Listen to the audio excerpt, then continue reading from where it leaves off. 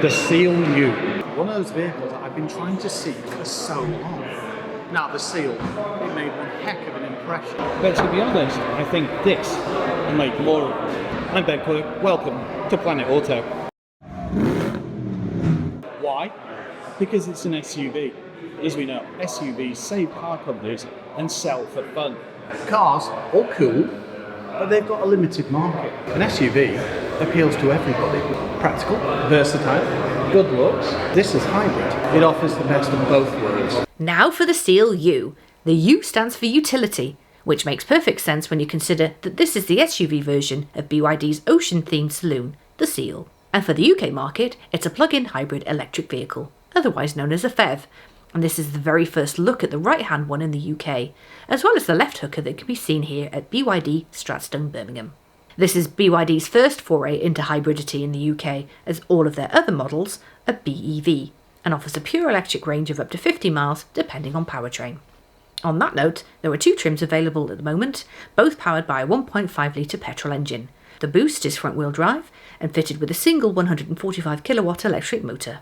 The design is all-wheel drive, fitted with a 150 kilowatt motor at the front and a 120 kilowatt motor at the rear, propelling you from 0 to 62 in just under 6 seconds.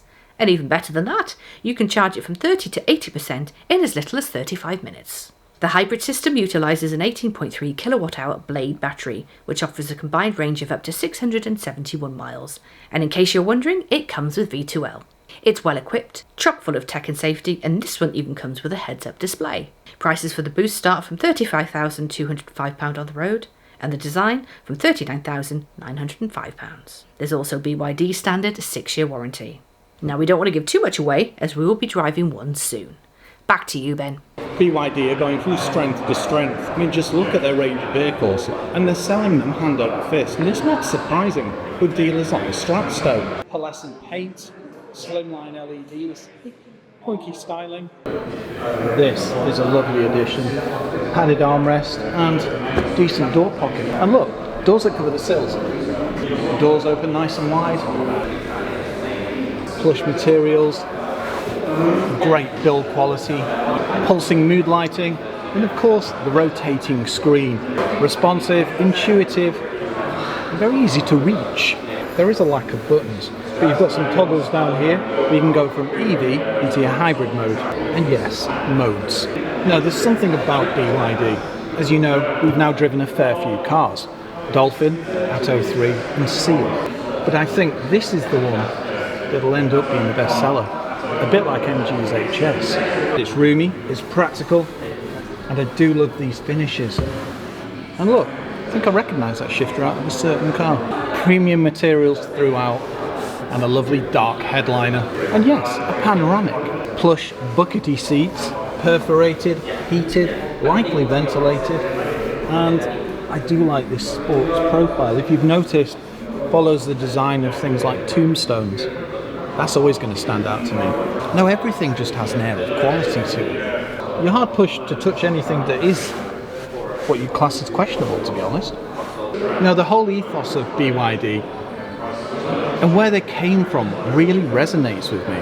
The fact that they used to make things like Nokia batteries, and then you build the car or SUV round it. Mind-blowing. And look at them now. They sell ridiculous amounts of vehicles, like 230 to 300,000 every month globally. That's ridiculous numbers. Still good. Infinity. I've not seen Infinity for years. I used to have a set of 6x9 Kappas in the back of one of my Fiestas. Or was it Orion? I even had the subs too. One thing that's always going to stand out to me, the floating center console. Storage and USBs and 12 volt. And not only that, twin mobile phone chargers. Take a look in the back. Chrome styling. The pearl really works. If you've noticed the silhouettes as well, it slopes, but not to the point that it would compromise headroom. Seal U ticks so many boxes. The doors open nice and wide, and soft touches on the rear. Climbing in. Right at the front, absolutely no problem. It's got about 2 inches of headroom. Great leg room, plush materials once again, touch activated map reading lights. Now, Annabelle pointed out before the mood lighting, if you've noticed, It's pulsing, even on the rear door cards. It's just touches like that that elevate a vehicle. Mind you, in today's world, you need to make USB stand out. And CLU does. USBs in the rear and vents. And if you've noticed, it's a completely flat floor. Split folding rear seats. And yet again, like the front, sumptuous, premium materials, pull down armrests. Not the bucketiest, but very plush and comfortable. Don't I look at home? It's refined. But it doesn't surprise me of what we've seen off BYD. It's not just their prices that amaze, it's their vehicles in general. Their powertrain technology, their versatility, clever practicality. It's, well,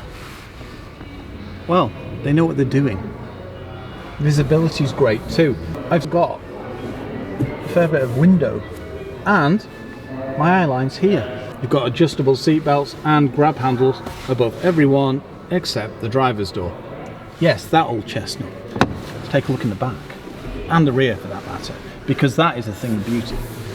Cameras, sensors, funky styling, and a full width light bar. Decent ride height, power tailgate. Decent space, and because it's a hybrid, we've got a charger. Extra storage under there, and some random gubbins. Very limited boot lip. Storage points here, storage points here. Light there, light there. Very nice. And if you've noticed, the rear seats recline. That looks to me like it's an Infinity sub. There you have it, CLU. So yeah, I think we need to get this on test rather soon. Let's see what we can do.